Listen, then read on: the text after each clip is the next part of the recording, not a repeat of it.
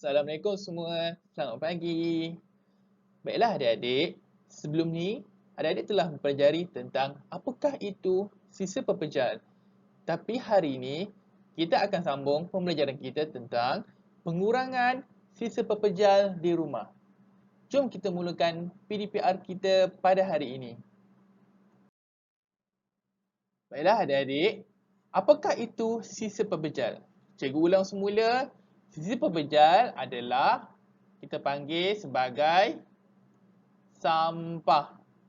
Sisa pepejal itu adalah sampah. Macam-macam makanan, kertas, botol air, komputer ataupun alat-alat yang sudah tidak digunakan ataupun sudah rosak. Kita panggil sebagai sisa pepejal. Adik-adik, cuba kamu lihat gambar yang aku tunjukkan ni. Ada dua orang tidak menghabiskan makanan mereka di rumah. Kenapa mereka tidak menghabiskan makanan mereka? Kerana mereka menyediakan makanan melebihi keperluan mereka. Apa yang perlu dilakukan kepada makanan tersebut? Mungkin mereka akan membuangnya begitu sahaja. Ke mana mereka akan buang? Mungkin ke dalam tong sampah.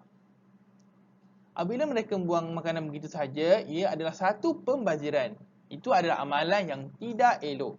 Jadi, apa yang kita perlu lakukan untuk elakkan makanan tersebut daripada dibuang? Kita boleh menyimpan makanan yang tidak habis ke dalam pita ais dan kemudian kita boleh makan pada waktu yang lain. Oleh itu, kita dapat mengurangkan sisa pepejal di rumah. Baiklah adik-adik, gambar seterusnya cikgu aku tunjukkan amalan yang kita boleh lakukan untuk mengurangkan sisa pepejal di kawasan rumah kita. Yang pertama adalah bawa bekas makanan sendiri untuk membeli makanan. Apabila kita mahu bekas makanan sendiri untuk beli makanan, kita dapat mengurangkan pertambahan sampah di kawasan rumah kita. Okey, yang seterusnya adalah membeli barang yang disenaraikan sahaja. Bermakna kita mesti membeli barang di kedai ataupun di pasar raya mengikut keperluan kita saja supaya kita tidak membazir. Apabila kita membazir, kita boleh meningkatkan pertambahan sampah di kawasan rumah kita. Gambar seterusnya pula adalah gunakan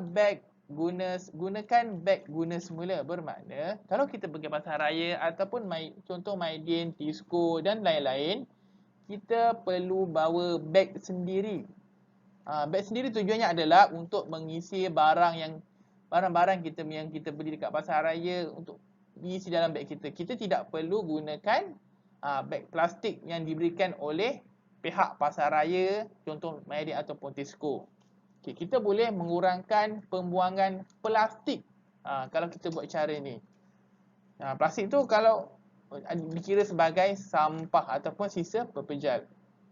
Dan gambar yang seterusnya adalah beli tanpa merancang. Cuba awak tengok gambar ni. Gambar orang lelaki ni beli barang sampai penuh satu troli ni. Bermakna dia membeli barang melebihi keperluan.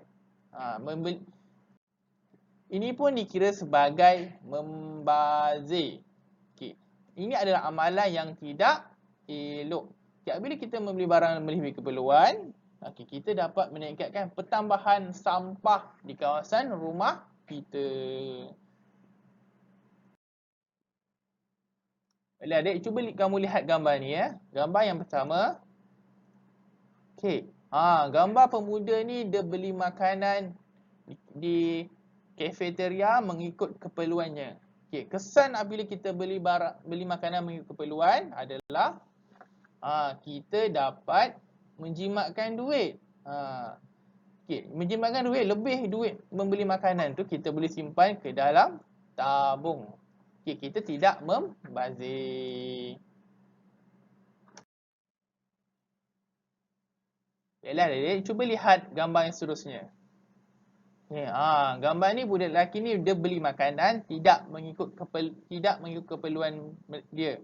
Maknanya dia membeli makanan dalam kuantiti yang sangat banyak. Kesan dia adalah akhirnya budak lelaki ini tidak dapat menghabiskan makanannya. Dan kemudian, apa akan berlaku pada makanan tersebut? Akhirnya budak lelaki tersebut akan membuang makanannya ke dalam tong sampah. Okey, ini adalah amalan pembaziran.